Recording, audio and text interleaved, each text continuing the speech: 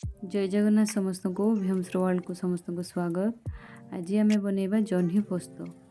मुझे 4टा जह्नी नहीं आ 4टा आलू नहीं पतला पतला करके काटिदेली।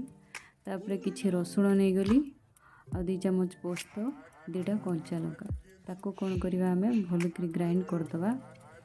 आपण टमाटो चाहिए भी बाटी पारे से ऑप्शनल। तापर कौन करेंगे ना गैस रे कढ़ईटी बसईदेवे टे सोरिष तेल पकईदेवे।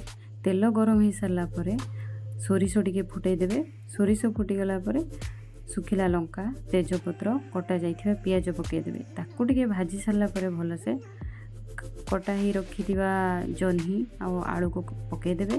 तापर स्वाद अनुसार लुण पकईदेवे, हलदी भी पकईदेवे। पकईकरी भलसे टिके भाजीदेवे। भाजिकी घोड़ेदेवे। ताकू टिके मझिरे मझिरे देखुथिबे से ठीक से भजा होइछि ना नहीं। टिके आलू सीझीगला तापर कौन करेंगे जो पोस्त मसला थी आपणकर जो बाटिकी रखिए ताको पकईदेवे। मसला पकई सारापर आउे हलदी, काश्मीरी मिर्ची पाउडर, लंकागुंड जदि पकईबे लंकागुंड भी पकई पारे। आदि आप टमाटो मसलार बाटी नथिबे टमाटो भी आप पकई पारे। पकईकी भलसे ताको कषिबे।